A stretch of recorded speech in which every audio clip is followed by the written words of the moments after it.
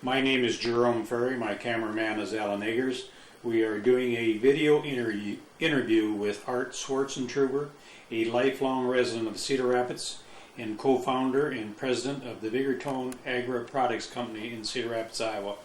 Yeah. Art, tell us what year and when you were born. I was born October 13th, 1913, In Cedar Rapids? here in Cedar Rapids, rural Cedar Rapids. What was your folks' name? My dad's name was Daniel Peter Swartzentruber, and my mother's name was Faye, F-A-Y-E. Were you born in a hospital or at home? I was born at home. And did you have any brothers and sisters? I didn't understand. Did you have any brothers or sisters? I had one sister. And what was your dad's occupation? Well, he was a night clerk at the old Grand Hotel. It was right down the center of Cedar Rapids. And then he farmed. We had 5 head of dairy cattle. We had chickens. We had hogs and vegetable gardens.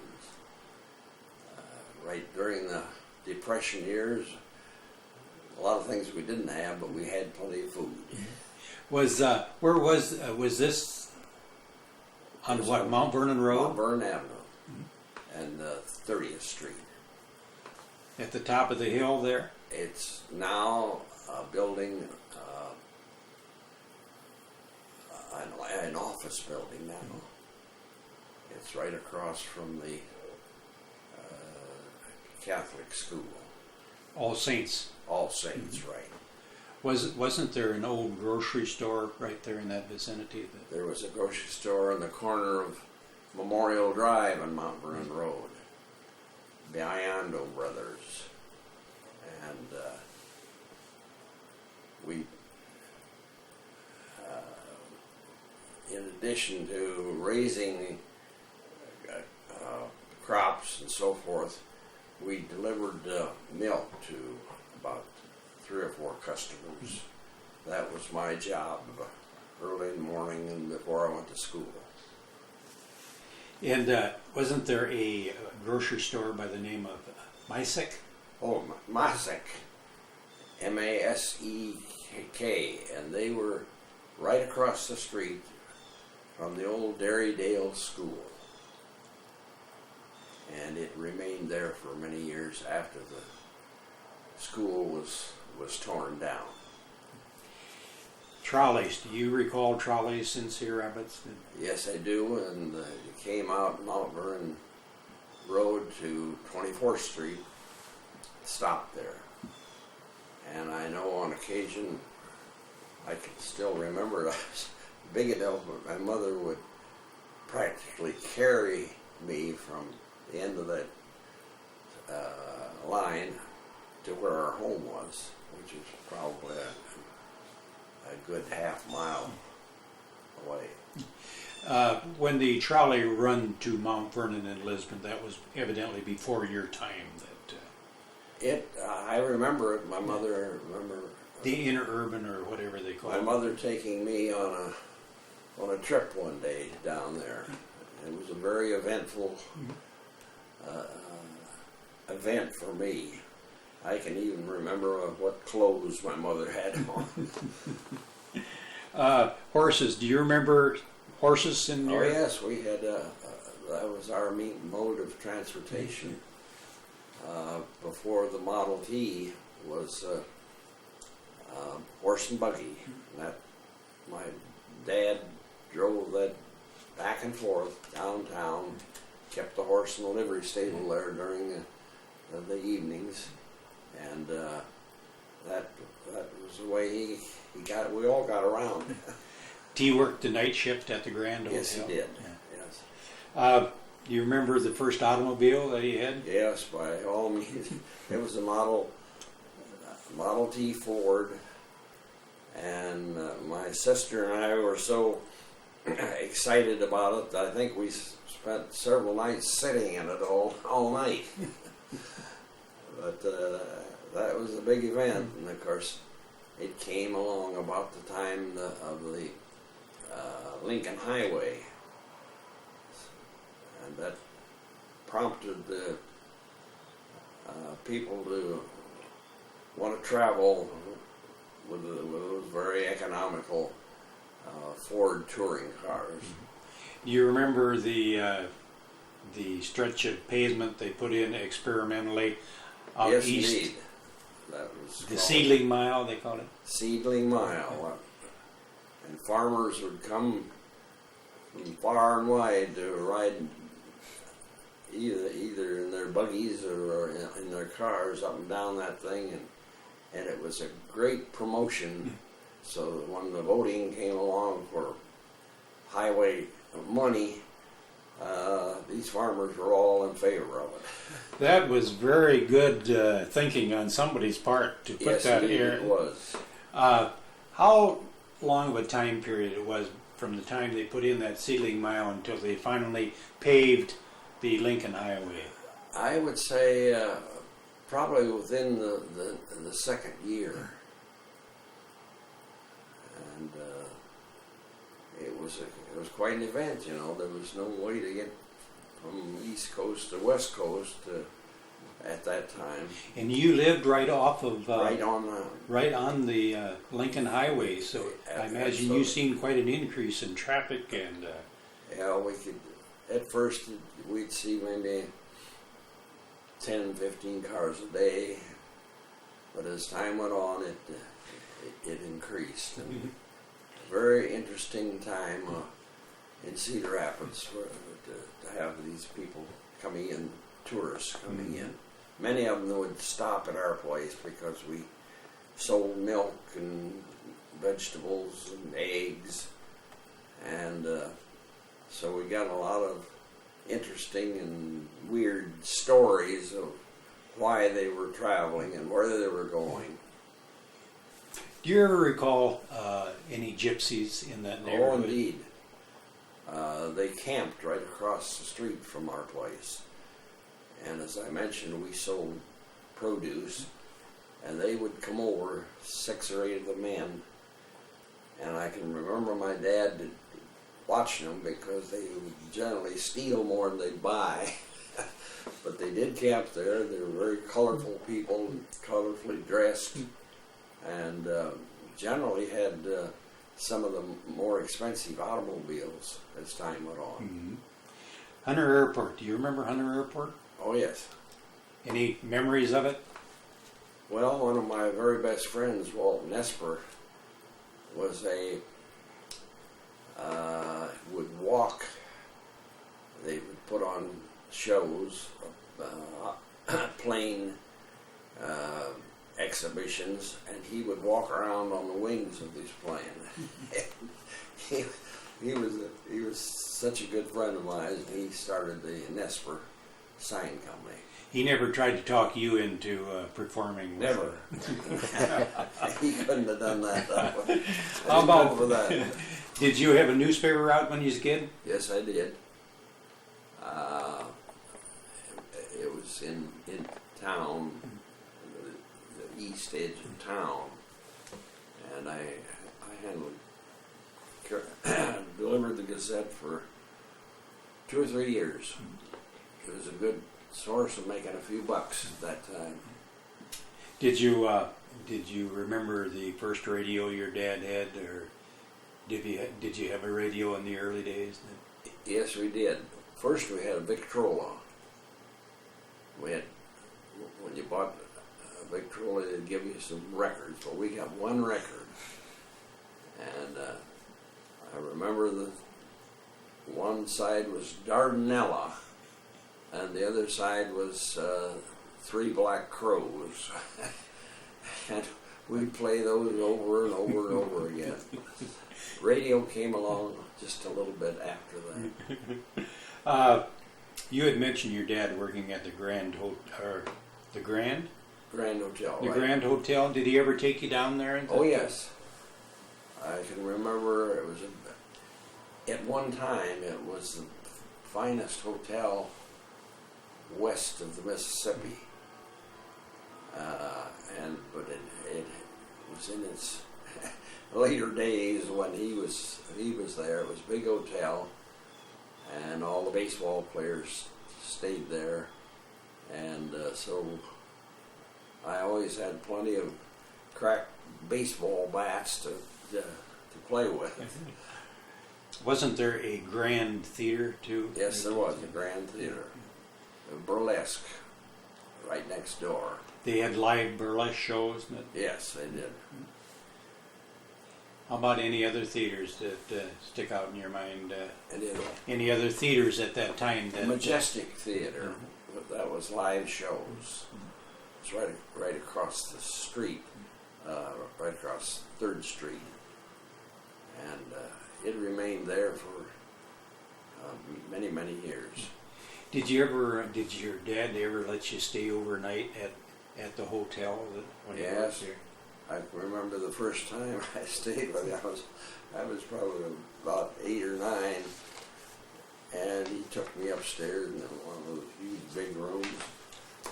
But that was a little scary for me. I couldn't take it. I had to come back down in the lobby. When you were as a little kid, Art, do you remember what did you play for games to amuse you? What the kids amused themselves with? Going to this Dairydale, which is a 3-room school through the 8th grade, and there was no organized athletics of any kind, and you played various games of people running across a certain area, and you had to tag them. I can remember very well because my mother bought me a new suit of clothes. There were 2 pair of pants, and one was to wear to church on Sundays. The other, she said, I'm going to let you wear these to school, but you be careful. The first day I wore them, we played this game, and some kid grabbed the fly on my pants and ripped them halfway off me. I almost hated to go home. Did you play marbles? The kids play marbles? A lot of marbles and flying kites and things that you made yourself to play with. Did you ever make a slingshot? Slingshots, always the spring of the year. 3 or 4 of us, my buddies, we would go out in the timber and select a proper kind Crotch. and always saved old inner tubes so that we'd have. We were a little rough on some of the nice birds, which I regretted later, but we got pretty accurate with those slingshots. Hopefully you could find a piece of suitable leather to make a pouch, but Right. And then we would go down to Indian Creek and get a little round pebbles, and we would put them in one day my mother looked at my front of my leg there and says, what in the world is the matter there? You're all red and scabs there. We couldn't figure it out until we decided that it was because I put 10, 12, 15 of these round pebbles in my pants pocket, and it rubbed on my leg. Did you have a favorite swimming pool in the neighborhood? No, Or a swimming hole, I mean? we swam on where East Post Road crosses Indian Creek. That's where we swam. We'd go down there and swim all day, and then be so tired we couldn't hardly get. Did you have to check each other for bloodsuckers when you got out? Oh yes, generally that. And it was a long trip up there.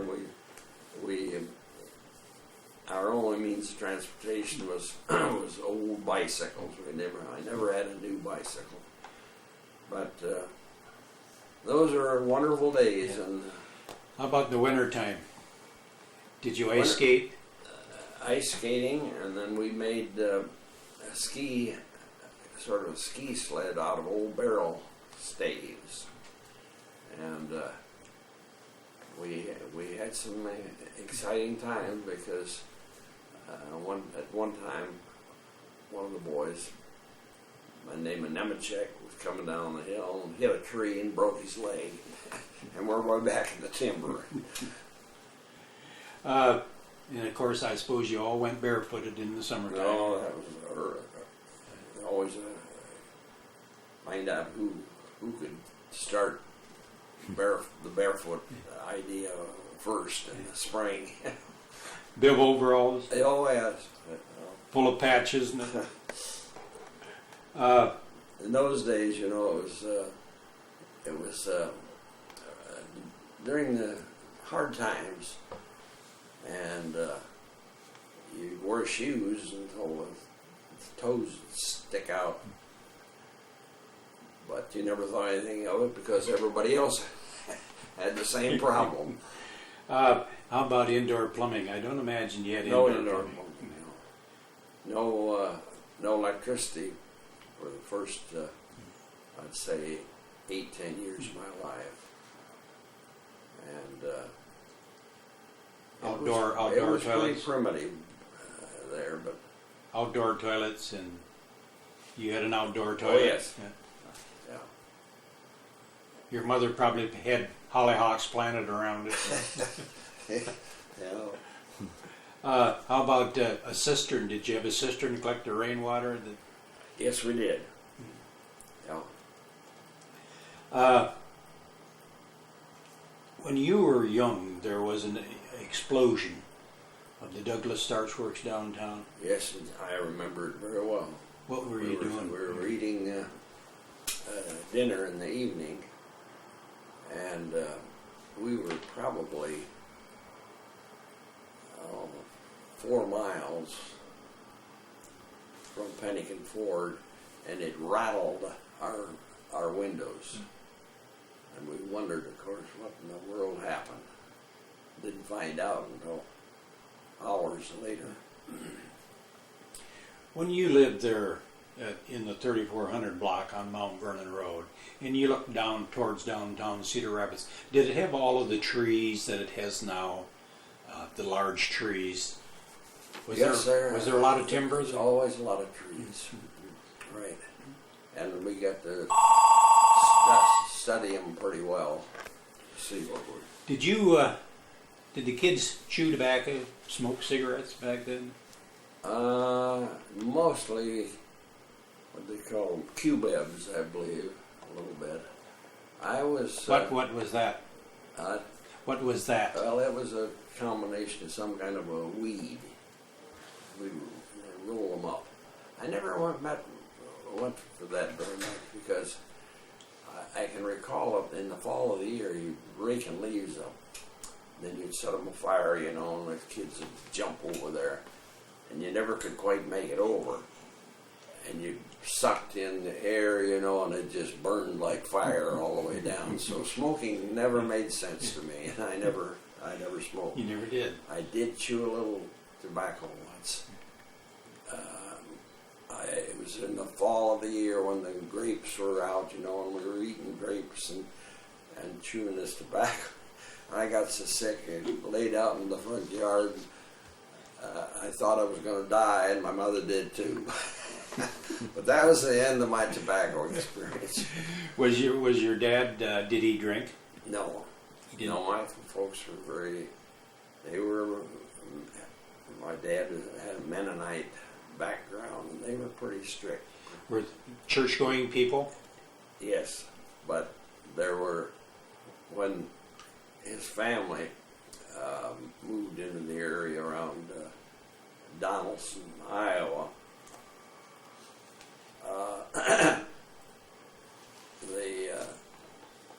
There was no Mennonite churches there, so they joined the German Reformed Church. Mm-hmm. And when they came up here, joined the Baptist Church. And I still remain.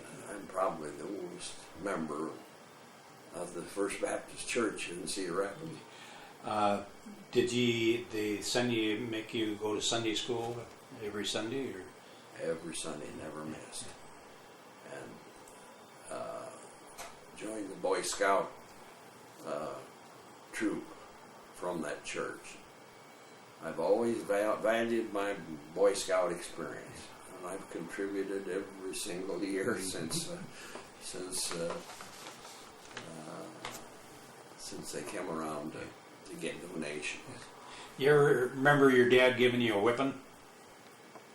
No, I remember one time my mother, I was late, but I think about 12, 13 years old, didn't come home for dinner at night, and my sister went to find me, and I was playing somewhere, and I think I said something to her, listen to the wind blow, and I didn't come home. But when I did get home, my mother said, you take him out to the barn there. And so we walked out to the barn. My dad was a kind guy, and he said, you better holler just a little bit. But he said, I'm not going to whip you.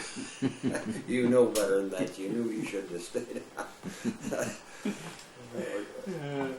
Do you remember segregation? Do you have any No, black as a matter of fact, children in high only time we ran into African people was at Washington High School, and golly, we got along just great with all of them, and friendly, and most of them were athletes, and we just accepted one another.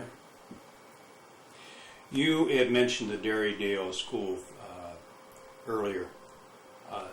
Was that was at 34th Street? That was 34th Street, right? Mm-hmm. What Right. what grades would that have been? Well, it was 1 through 8? it was kindergarten through 8th grade. There was 3 rooms, 3 teachers, and believe me, they run that school with an iron hand. They paid no attention to parents or anybody, and I think as a result, they had great discipline. Did they have school boards then? No, there was just one, I can even remember her name, Lulu B. Sechrist. She was a county school. Derrydale was out in the county, and it was there was kindergarten, there were 3 grades in each school, or in each room, and ended with through the 8th grade. Mm-hmm. And then when did you have a junior high then? And we went to McKinley High School, which was brand new, for 1 year, and then went to Old Washington High School, which wasn't fit to be a high school because it was in terrible shape, and the trains go by there, and the cinders flying and noisy, and the building actually would shake a little bit. And of course they were burning coal at that time, I suppose, yeah. And you always had that coal smell or taste permeating the air. Right. How did you get to Old Wash? Did you walk? Walked. Walking was just no other way to go. And I enjoyed walking, and it carried on through my life. I hike practically every day of my life. I hike, depending on how I feel and depending on what the weather is, but it just seems to invigorate you, and you get good exercise. That's why you are in the as good a shape as you are today. I would suppose so. Not smoking had to be number one, but I've always exercised, and I tried to watch my weight. Mm-hmm. I've lost 15 pounds during this back problem that I had, and I got to gain it back. When you were in high school, or did you date? Do you remember your first date you had with a girl? Oh yeah, I guess it wasn't too exciting, I don't think. But there were clubs, and you would be invited to girls would invite you sometimes, and then you would. But I do recall that you could go out on a date if you had 25 or 30 cents in your pocket. You could go to a movie, and you'd have a nickel apiece for something after the movie. When you were when you were going to school in Washington, how many students would be in a class on the average? I'm only going to guess, but probably 20. Our graduating class, I think, was 290 students. Mm-hmm. When I know Washington High School was well known for its football teams, did you get involved in football? Well, the era that was so well known was at the same time my sister was going to high school, and they played 2 years in a row for the national championship. Once with Hershey, Pennsylvania, and I don't recall who the other one was, but they had some powerful teams, and they were getting players to move into Cedar Rapids. Recruiting? Proselyting. They were recruiting back then. Absolutely. And then we had some games that carried over. When I was there, my first year was 29, and we played Toledo, Ohio. We played Omaha. We played. There wasn't a league like there is now, and it was an interesting era of football. What position did you play? Well, I played guard and then an equivalent of a linebacker. They didn't call them that, but I would pull back and I could go anywhere up and down the back of the line. What was your? I remember your coach's name. Yes, 1 year was Bill Kelly, who was an Iowa graduate, and then Orville Rust came on for my last couple of years. He was from Des Moines, and a real wonderful guy. I had high respect for him, and knew him and followed his career all the way from then on. Mm-hmm. What year did you graduate, Mark? I graduated in 1931. And were you you were class president your Right. senior year? You have that photo. Would you hold that up? Do you remember the other gentleman on there with you? Oh yes, they've all passed away as far as I know. That's you in the center. Yes, right here. And then I was also captain of the football team. That's this group here. Can you get that up? Mm-hmm. Very good. So you graduated in 1931, and now let's get you into college. Where did you go to college?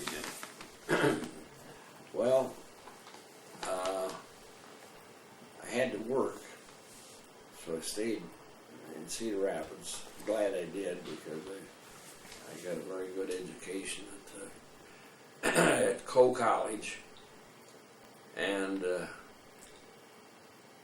we played University of Illinois 1 year, University of Wisconsin, but the big highlight was playing against the military academy, West Point, and we were gone a whole week. I had to go by train, and that game was arranged by one of the coaches who formerly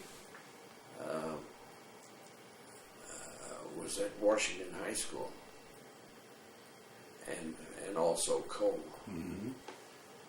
And so that was quite an experience for bunch of hay kickers. Out there. Didn't you win 2 championships also in the Midwest? Yes, we Midwest did. championships. Yeah. We had 7 all-state football players on that co-team. We had a powerful team.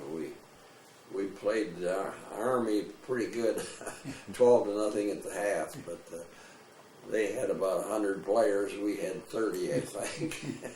Wore us down. Was this when Maury Eby was Yes. the coach at Co? Yes, he was. And he was a great one, and he had many opportunities to move on into bigger schools, but he liked it at Cole. Did the teachers and the professors at Co were they kind of lenient with the football players because football was so popular? I suppose I don't. Cole is pretty strict, so you have to keep your grades up, or you don't play. Mm-hmm. It's just that simple. What was your ambition when you was in college? What did you think you wanted to be? Well, my grandfather was a rural doctor and out of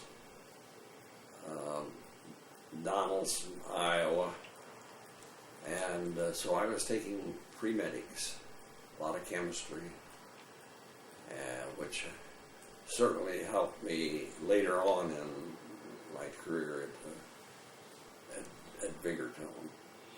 You didn't pursue it any further, though. No, though my last year at Co, I got in an automobile accident. I was a demonstrator for Maury Eby at a national coaching school that he ran during the fall, and I got banged up pretty good, and so I never played football my last year. So, what year did you graduate from Co?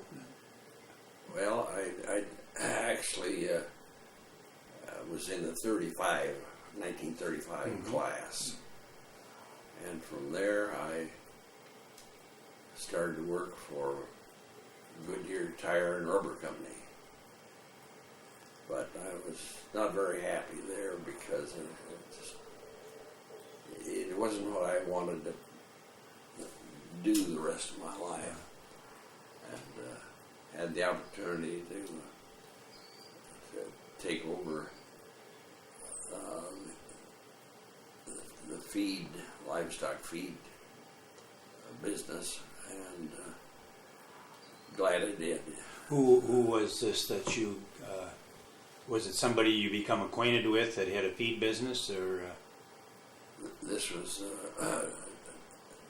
Dr. Fenton, and he was in ill health and about ready to retire. How did you get to meet him? How did you get to meet him?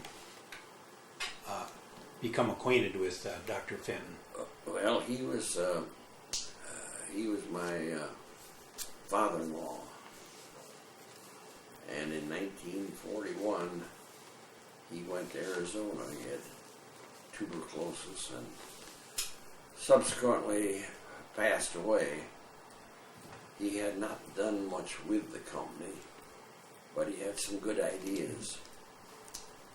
And my brother-in-law and I, Ford Smith, was working for General Motors. And the more we looked at that, the more we thought, this looks like a great opportunity. What was the name of his company? Then, called Mineral Tone. And now we're talking about, he passed away in 1941. And he was doing some business in around Mechanicsville, wasn't he? A veterinarian in he was a veterinarian. Oland? He was a veterinarian at Oland. Yeah. And he had found by putting different minerals into was a new concept. It wasn't even accepted by Iowa State or Purdue or any of the big agricultural colleges. They thought all a farmer needed was grain. But there were some good reports coming out. And so we were helped from that standpoint. Also came along the grinder mixer, which farmer was able to literally have his own feed mill on his farm. And that's where we came in, and we set up feeding programs for them. And the thing was very slow to go, and then both Ford and I went into service. We were gone several years, and come back, it was, the business had done nothing. I wanted you to show this picture of the Fenton Yeah. mineral tone business when you went to work for it. Very good. So you went to military service. Yes. The United States Marines. Was that what, 41, 42? It was actually 43 and 44. And with your injury that you had received, did you get accepted? The first time I went, I did not. They were passing out ensign commissions pretty liberally. So 4 other friends and I went down to Des Moines, and we all thought we passed. And they did, and I didn't, because I'd had a fractured eardrum, which I told them about. So sometimes misfortune comes to your aid. I came home and decided in a couple of months I'd go back down. This time I did not tell them, and I got in. I got in the Navy, and then we had a choice of getting into the Marines. Well, as luck would have it for me, the fellows that I went down there, 3 of them, got killed on D-Day, and I would have been right there with them. They all were running these little landing crafts, you know. But anyway, I went in, and when I got through boot camp, I was given the choice of Jap language, which didn't sound very good to me. It would be the last one out of the service would be if you could speak Japanese, and was personnel work, which I had a better background on. So I was at headquarters company in Camp Pendleton, California, all during my service years. And you got discharged? I did not see any overseas duty at all. So what year were you discharged in then? I got out in,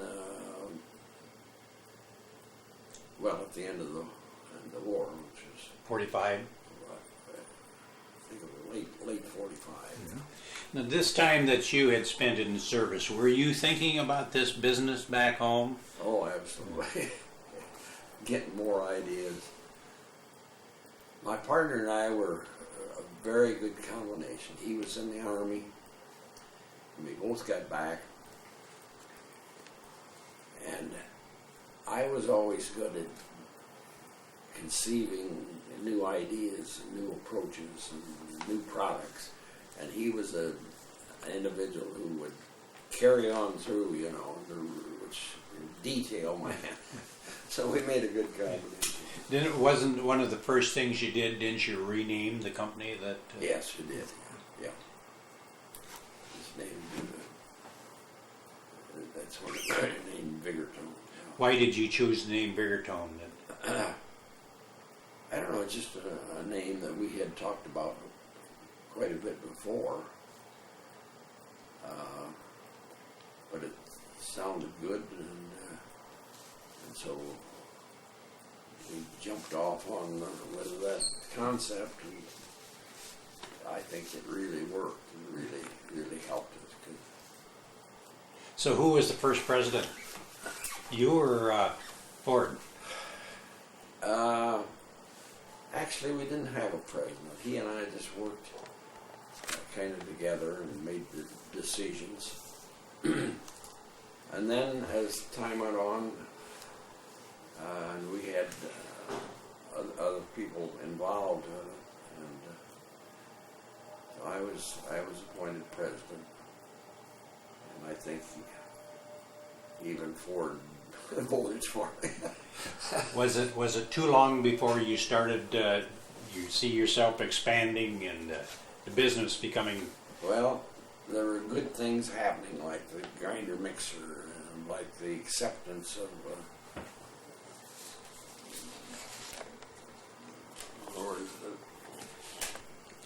What you were trying to do at Biggerton, premixes, putting chemicals and minerals into feed, was this something that the industry was accepting, or did you have to prove it to somebody that this would be the way to go? It was a case of the art of feeding preceding the science of it. And we were trying to show that the science was working. And our results were so good that we attracted the attention of these gentlemen here, and we had them at one of our meetings. Dr. Self of Iowa State, Dr. Crum of the Pfizer Company, Dr. Mead of the University of Minnesota, and Dr. Beeson of Purdue. And they were at our meeting, they saw what we were getting done, and the whole picture started to change as far as the ag schools were concerned. And shortly after that, they were recommending it. Not our product particularly, but the addition of these elements that help the pigs grow faster and become more healthy. Now, was this for hogs, horses, cows? We had separate products for hogs, beef cattle, dairy cattle, sheep, and poultry. And we were getting amazing results. Now, who determined what minerals went into what product? Did you have your own lab? We had our own lab, and it had become so scientific.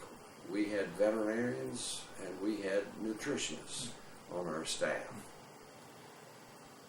When I left in 1981, we had probably a staff of 15 of these people. We had a veterinarian and a nutritionist, and sometimes 2 or 3 nutritionists at every one of our plants.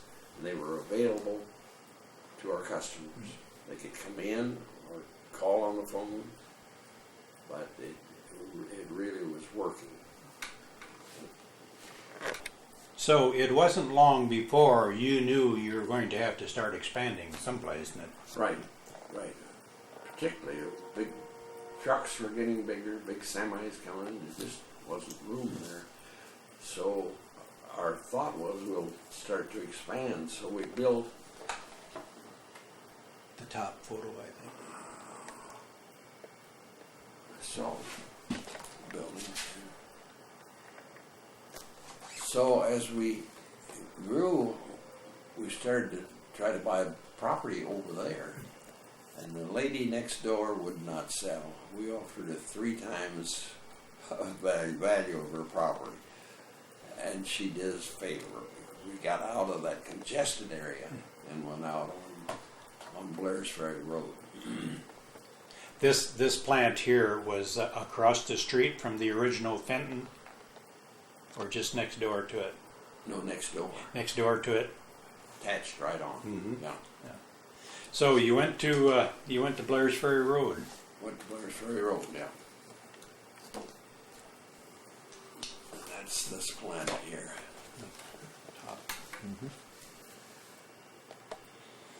And we continued to enlarge on that every few years. We'd add another tier to it.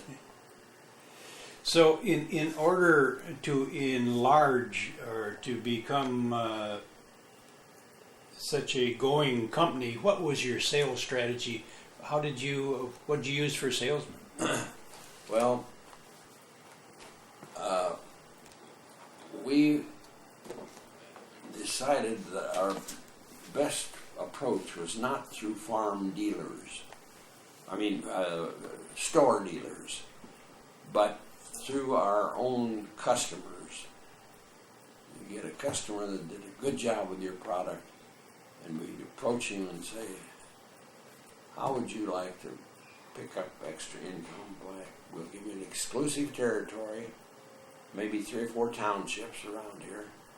You know the product, you know what it did for you, and it would be a relatively simple job for you to go out and explain this to other farmers. And things were not the best for the farmers at that time, so they were glad to pick up some extra income.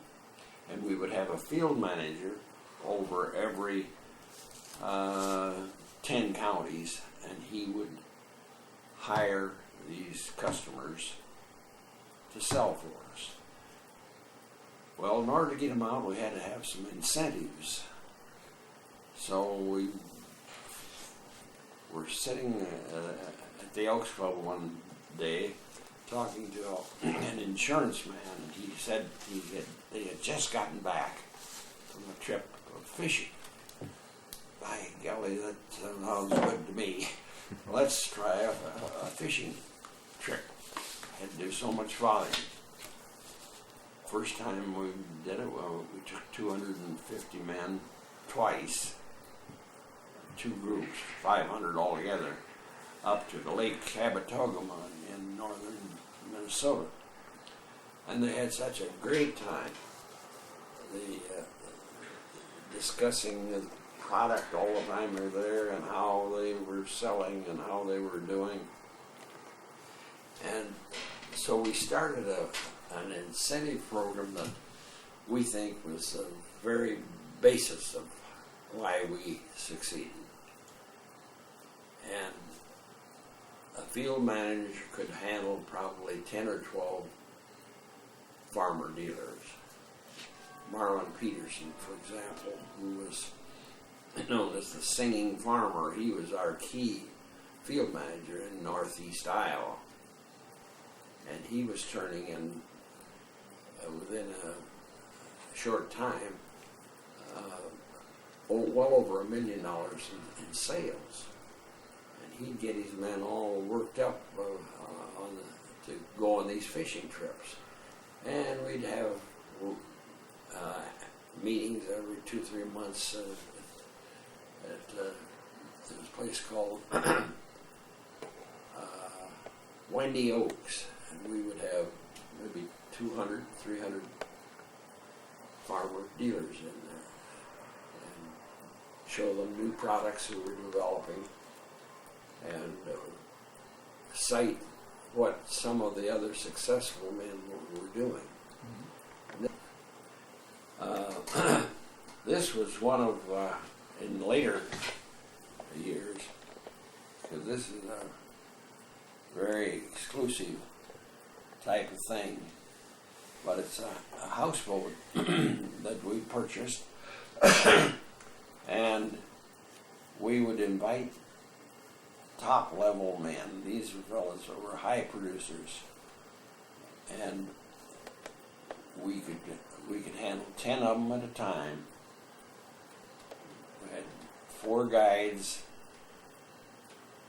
and this like living in your own home, but you were up in the Lake of the Woods in Canada. And Captain Willie was a half Indian, and he knew the lake like the back of his hand. And his wife, who was the cook, and we'd keep the men up, fly them up, keep them up there for about 4 days, and then another group would come in, and we used that. Once we got them up on that trip, they were stoked because it was wonderful fishing and wonderful camaraderie, you know, and we kept doing things of this kind. We originally started taking a few into the ball games in Chicago, but we found that our people would rather be out of doors and out on a lake somewhere. At your peak, how many salespeople do you suppose you had at any one time? When I left the company in '81, we had 6,500. 6,500 farmers out there selling a product to another farmer who would like it so well that he would start selling it. Plus the fact they're using the product themselves. Were you wise enough to get the wives involved? That came a little bit later. We found that our field manager would go out to work with a farmer dealer, and invariably his wife would say, "Now you come home early, John, because I got this for you to do and this for you to do." So we never could get a full day's work out of them. So we mulled that over. The main thing is we haven't been including the wives. So we started including the wives. And that's when business started doubling every 2.5 years. Because instead of wanting them, she'd say, "You go ahead now, I've got something for you to do, but I'll take care of that. You get out, and we only need a few $1,000s more in sales to go on one of these farmer dealer wife trips." And we started, I think, taking them to California. Then we took 3,000 people, I think the second or third year, down to Mexico, Acapulco, Mexico. And it was great to see how much enjoyment they got out of it. We would fly like 300 down and pick up the 300 that was there and bring them back, so we shuttled back and forth. And invariably you would hear them say as they got back and got on them, "Let's do this again next year." So we had a real good spirit going, and had the wife on our side for a change. And there probably was a lot of goal setting too. Oh, absolutely. We could raise them up pretty good, you know. With this phenomenal growth that we were experiencing,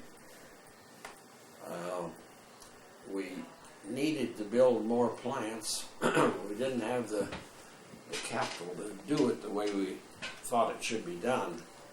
We were approached by Beatrice Foods Company, a huge conglomerate which had a very unique philosophy of acquisitions.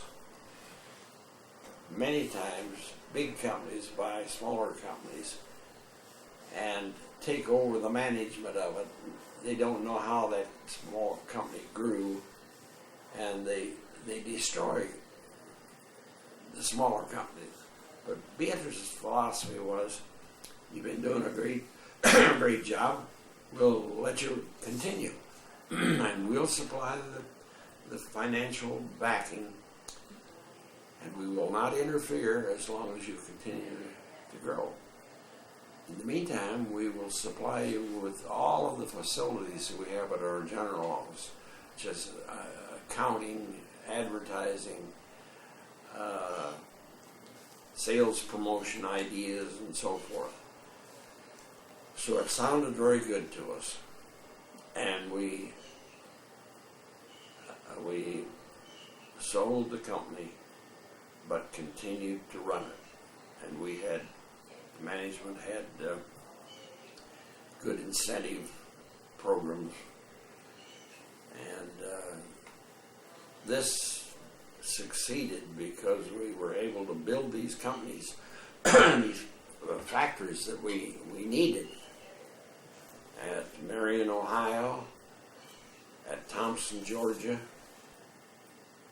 at Fremont, Nebraska, and then the big new plant at Cedar Rapids, the largest premix plant in the nation.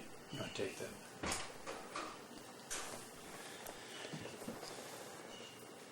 This is a picture of it. This is the artist's conception of the plant on Council Street in Cedar Rapids, Iowa. And in building this, There. in building this, we could add all of the new features in the packaging, mixing, and distribution of our products. And things were just going great. They were a good company to work with.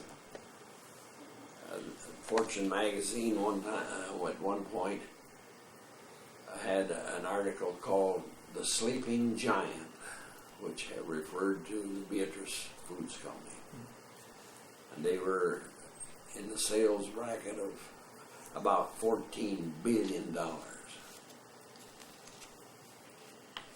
Do you want me to say what happened? No, not yet. We'll get to that later. I do want to mention, didn't you have a son, Richard, that come on the scene here? Yes. Yes, he became president about 5 years before I think I retired. 1978, possibly, he became. Right. And he did a remarkable job after I retired.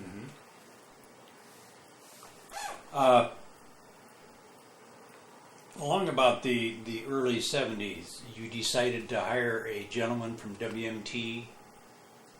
Yes, indeed, we did. We had worked very closely with Bob Nance and the Bigger Tone Quartets, so we had a good relationship.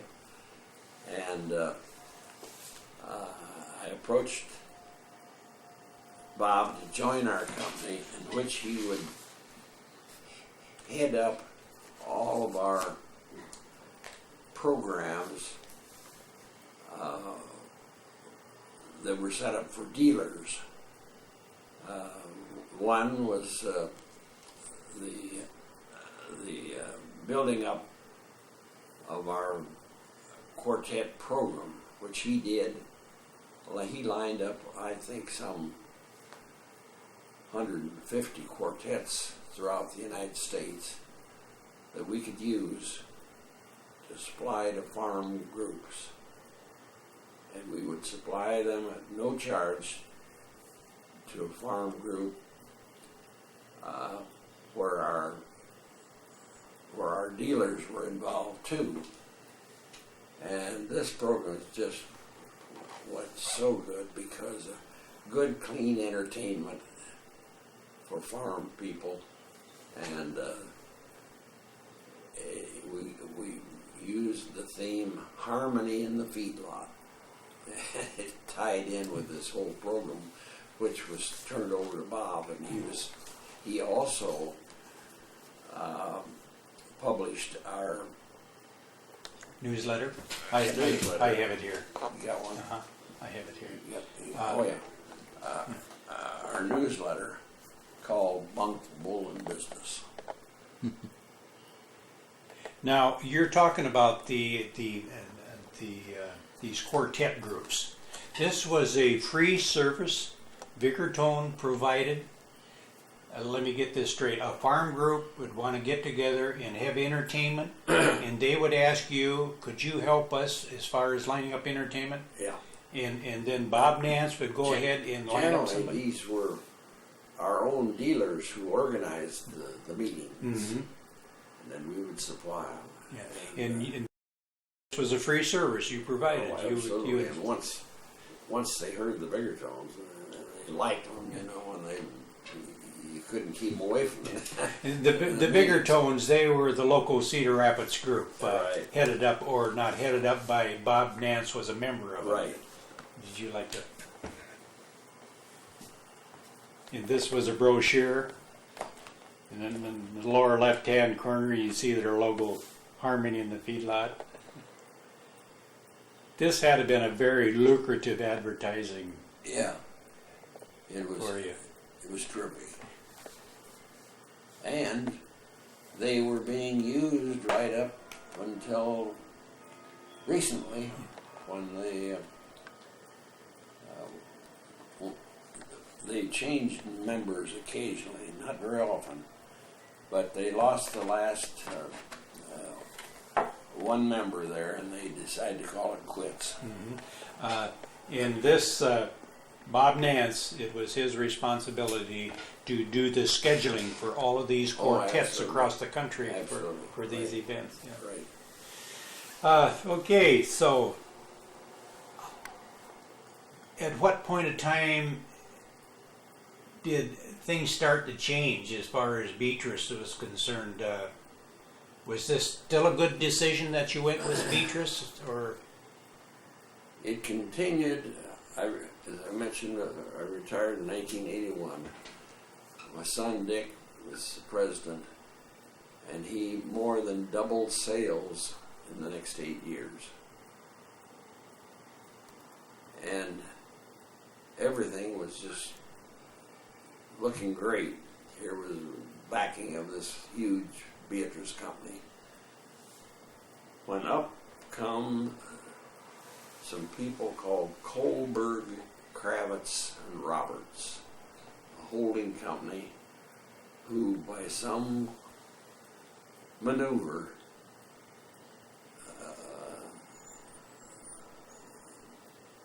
took over, got enough stock from a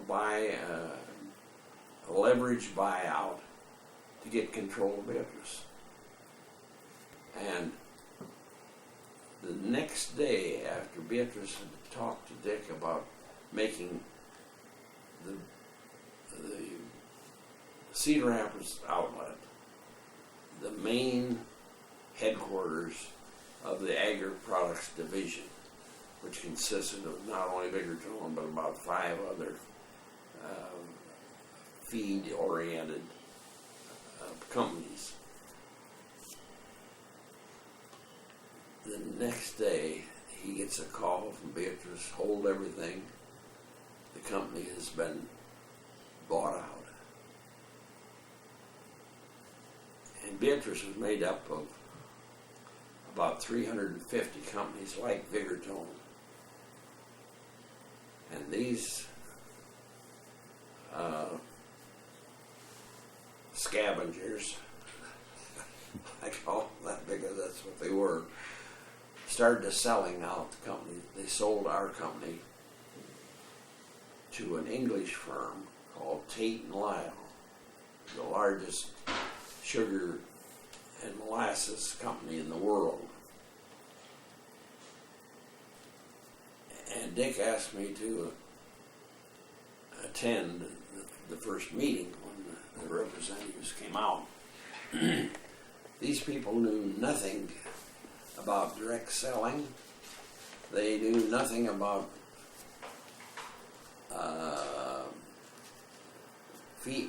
developing rations for farmers. They simply were strangers to the whole setup. They thought they were buying store dealers when they saw that 6,500 dealers. So they come out And I sat in the meeting, and after the meeting, I thought to myself, this is not going to work. This will not sail. But I didn't say anything to Dick. And after, they maintained him as president of the company. And after about 6 months, he came to me and said, Dad, they will not back me up on my commitments. They're starting to lower the quality of product, and I don't know how long I can stick in there. I said, well, it depends on who can influence the other one. Maybe if you're sticking in there, you can influence them to do it the way that this company was built. Well, a few months after that, the whole thing blew up. And, well, either directly or indirectly or anything else, but right by the plant, it's vacant. Now, there were some cars there the other day. I don't know whether somebody leased the plant or bought it or something. I don't know. But it was a downfall of the company. They didn't know how to handle these farmers, and it's a terrible thing to see a company that was built from scratch and grow so successfely to go by the wayside.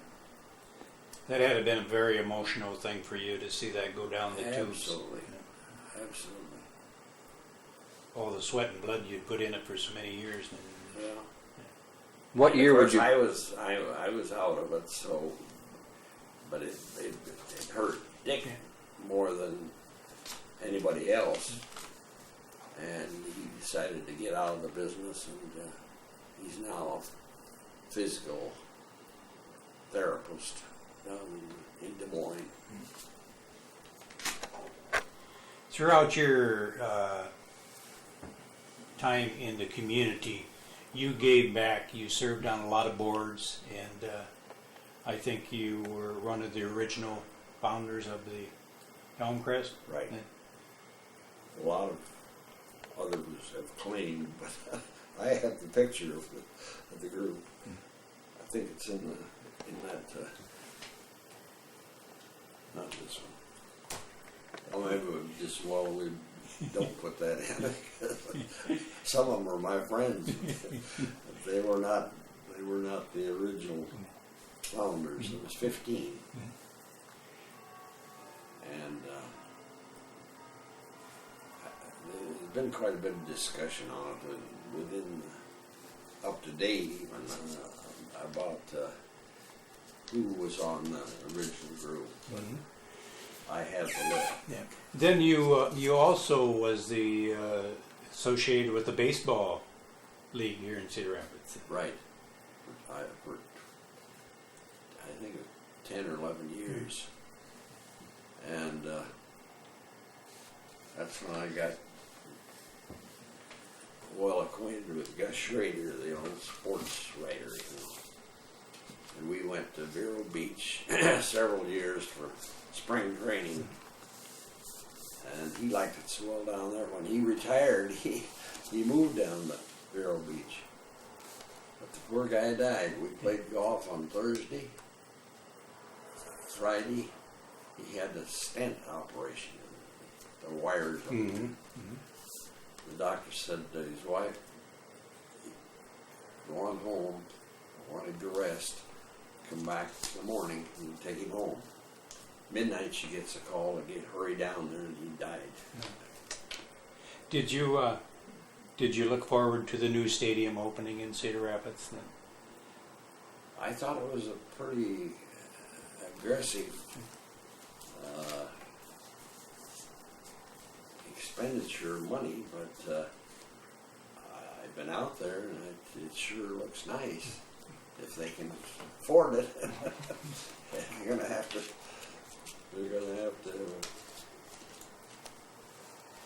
But I think the first year of the opening of the new thing was quite successful. Yeah. And they were fortunate to have an interesting team.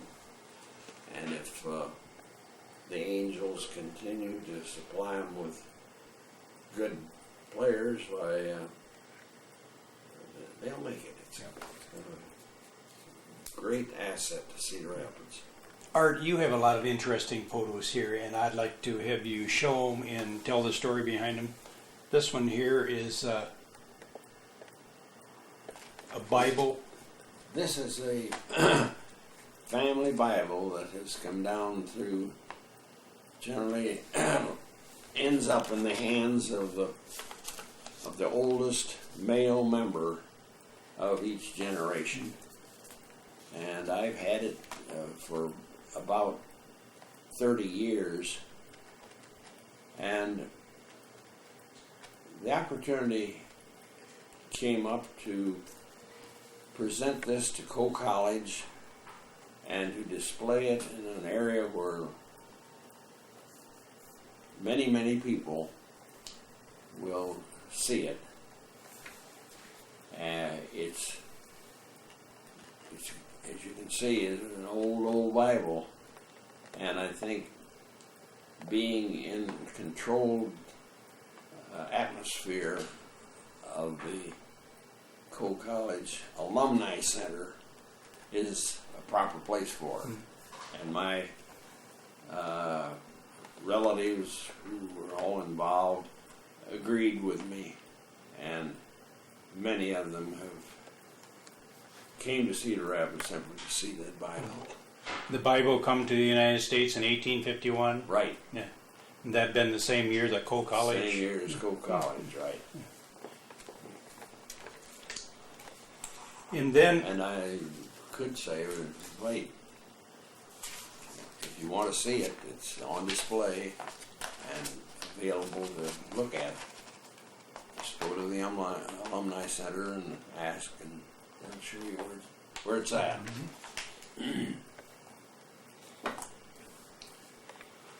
this here is a This is the new natatorium. Leon Nussbaum, who was president of Coe at the time, asked me if I would head up a committee to see if we couldn't raise enough money to get a new swimming facility at Coe. They had nothing there. Swimming being a very popular competitive sport anymore, and particularly in the conference where Coe is. I went to work on it. I ended up as a committee of one, but we got it done, and I think it's one of the finest facilities of this type in the state of Iowa, and has added immeasurably to the kind of quality of swimmers that are now competing in the conference. I had another photo. You were presenting that 435,000. You were very active in the Elks Club too, weren't you, for many years? I was what they call exalted ruler. You have to go through the chairs. And I had started before I went in the Marines. And when I come back, I took on. In about 3 years, but that was a very big, active club. I'd hate to say publicly that the reason it was big is because they continued to serve liquor there all during the Prohibition time, and they had slot machines, but they contributed the income off of those machines very liberally to worthy charitable causes.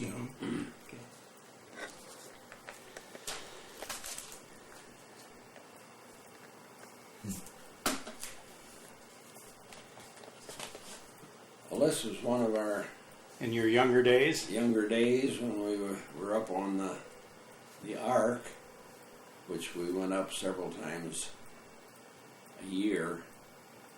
Women liked it particularly because you were back in the wild areas and you were living just like you were in your home. Mm-hmm.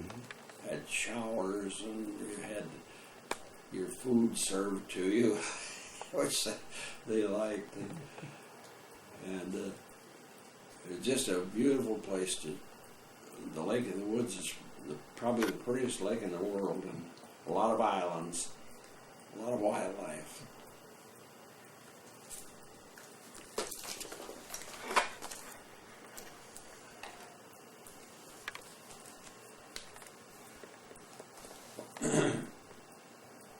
Well, this photo shows Tilted. Yeah. It's good right now. Go ahead. Fresco Thompson, Brooklyn Dodgers, Jim Meehan, manager of the Cedar Rapids Baseball Club and former mayor of Cedar Rapids, and Gus Schrader, sports editor of Cedar Rapids Gazette. I worked very closely with Gus during my tenure as president of the Cedar Rapids Ball Club. Mm-hmm. Great experience, and Gus and I become very, very close friends and remained good friends up until his passing in 2001. Gus would be the young gentleman on the right. Yeah.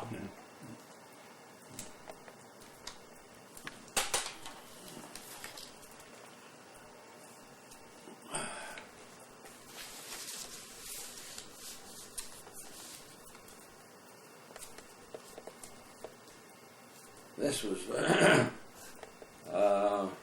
when I was presented the Athletic Hall of Fame from Coe College. The presenter was Mr. Schneider, who was a Big Ten official and a classmate of mine at Coe College.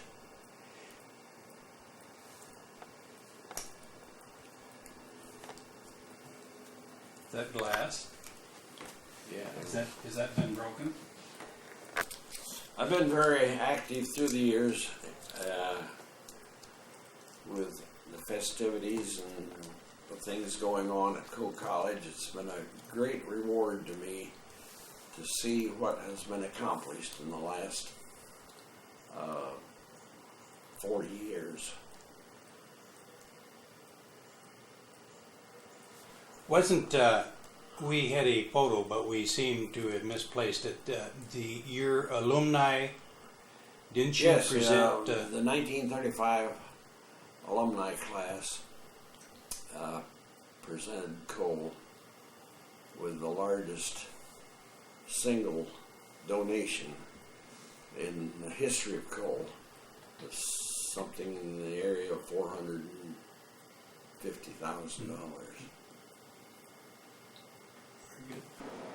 Art, would you like to introduce your wife? Yes, I would. This is my wife, Dorothy, longtime partner, and I'd like to say my best friend. And she will discuss a little bit about our family, and if she gets to talking about our granddaughters and grandsons and all of those, you may have to cut her short. She loves to talk on that subject. It's okay. Dorothy, do you go by Dorothy or Danny? I go by Danny. Danny, was you a full-time mom or did you work outside No, the I home? worked at Collins for quite a number of years and enjoyed it, and then met Art and we got married, and we have four children, and we have 11 grandchildren and 13 great-grandchildren. And Art is right, I do like to talk about them, but I know that time is short. No, you go ahead if you like to. And, well, I just couldn't talk about one without talking about the other, Okay. so we decided just to do it this way. And with so many. Did you have the same love of the outdoors and fishing in the Oh, North yes, Country that Art absolutely. did? I sure did. Yeah. After Art retired, did you get the chance to do any traveling or do things you wanted to do that you had thought about all your life? Oh, yes, we've traveled quite a bit. We've been to Europe several times, and we've been to Canada a number of times. Art had a boat up there, and we took a lot of people on fishing trips, and I just absolutely loved it. And unfortunately, we can't do it anymore. Did we talk about the houseboat? The Ark? Yes, you did. Yeah. When did you get rid of that? When there was a change in ownership of the company, Mm-hmm. and the captain and his wife, who had been with us for so many years, and knew that country so well. I even offered to cook up there. I liked it so well. They were retiring, and we were also having some difficulties in getting insurance on the boat. It was a huge, big craft with thousands of gallons of gasoline and fuel oil on it, and it was a fire risk. But we had never had any problems. But we decided when we're not going to use it for business anymore, we had better get rid of it. Become too much. We many times we still had it because we enjoyed those trips so much. Yeah. Out in the wilderness, and women particularly liked it because they didn't have the opportunity to go out and sleep on a rock or something like men do. Yeah. We saw lots of wildlife, deer and bear and moose, and so many flocks of wild birds. It was just like coming into your own home when you came in and you had sat down and had a good breakfast in the morning and a shore lunch and dinner in the evening, and it was just wonderful. Except it was on the water. Yeah. Danny, when you worked at Collins Radio, what department did you work in? I worked in the soldering department, and I worked for the Navy. Mm-hmm. It was a Navy job. Yeah. What time period would that have been in? Oh, dear. Well, When did you start working for? I can't remember. Too far back? It's been too far back. Would have been in the 40s or? Well, We're getting I we're guess. getting up there in age. Yes, it would be in the 40s, yeah. Mm-hmm. During the war? No. No, It was after World Yes, War it was II. after the war. Unless there's any other things you can tell us or any other memories of your lives, As long as I can't talk about the kids or the grandkids, I think that's about it. And I know the time is short. I was told that, you had to get along with this, so we'll just call it quits. We lived for a while in Cedar Rapids, but my background was always rural, raised out in the country, and I was never quite happy in town. So we've been out here in this particular area for 36, Well, we've been married 37 years. years, so. And we enjoy it out here. There's loads of wildlife out here. The animal rights people, that don't believe in hunting and so forth, I think are on the wrong side of it. Because I used to hunt in this area. I was born and raised out in this area, and you'd go out hunting and shoot an emaciated rabbit or a squirrel or something. Today, the fields and the timbers are loaded with wild turkey and deer.